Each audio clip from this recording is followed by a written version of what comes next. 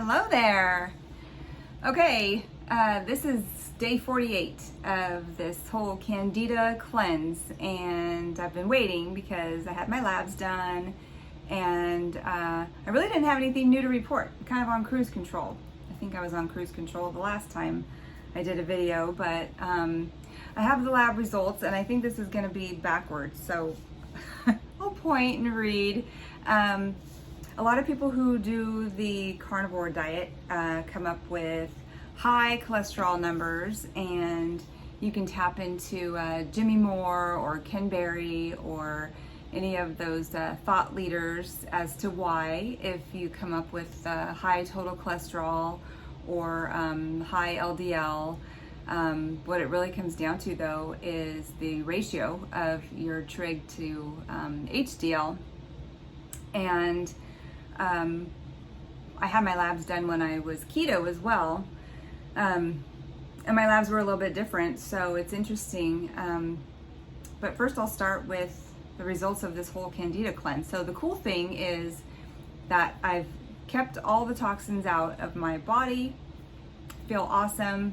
Like I said, totally on cruise control. I've probably lost between 10 and 11 pounds and have just sort of stayed there.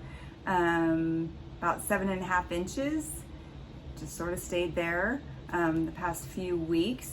So I started April 1st, it's September 18th, 17th, and I feel awesome. No cravings, no nothing.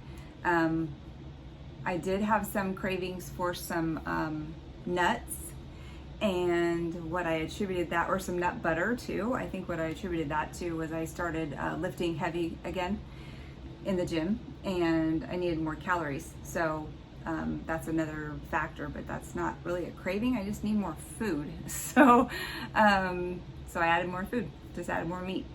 So let's see. When I was keto, I had my labs done in July of 19, and my total cholesterol was 181, and my glucose was 90, pretty low still.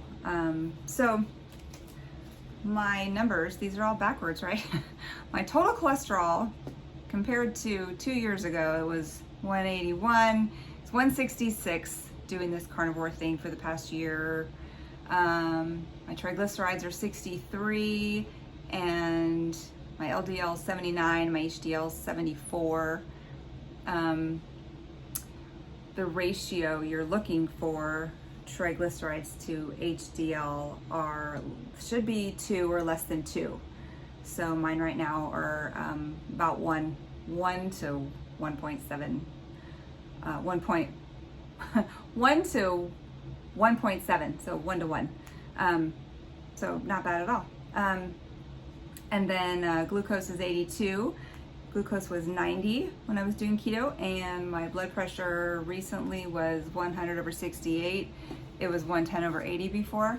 Not that I'm in a blood pressure race, and I've never had issues with cholesterol or blood pressure, but I'll be 49 next month, so I will take it. The whole point to all of that is that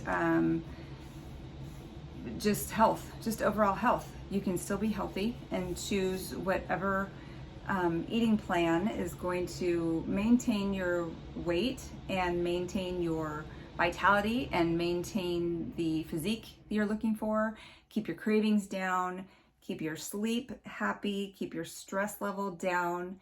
And I would like to do another video about this topic because it's become really big for me, but there's a lot of trainers that talk about the golden plan or the plan, or they have the answer. I really think that the answer is what you find to be true for you. And it's really important to find a really good coach who can walk you through what's going to work for you. And it's so bio-individual that what works for one person may not work for another. So if you stumble upon a trainer on social media or otherwise who starts out the sentence with, all you need to do is, I would run.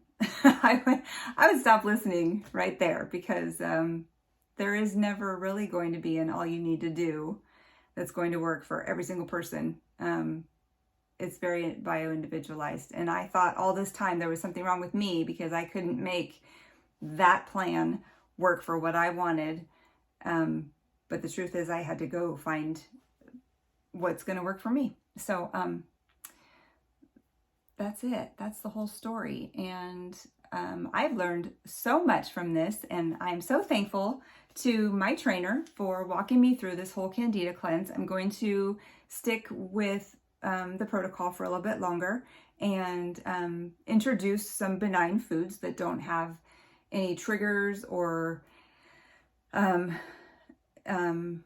any ways to spike insulin or raise blood sugar or anything. I know now that I have a propensity for that. So still no alcohol, still no sugars, processed sugars, no white foods, no grains, no anything like that. I don't need it. I'm not craving it, and I don't need it, and I don't expend enough energy to have to put all of that extra in my body. But I think I can reintroduce some things, like maybe a couple more vegetables, maybe some seeds, maybe a couple nuts, but I don't totally content with what I've been eating. So I am fine. And maybe for some people it doesn't have to be that extreme, but yeah, that's my wrap up. So there is nothing wrong with doing a bunch of experimenting and figuring things out on your own or with the help of someone who can help you. So, all right. If you like what you're hearing, please hit subscribe and share my channel with someone who can use the information. Thanks.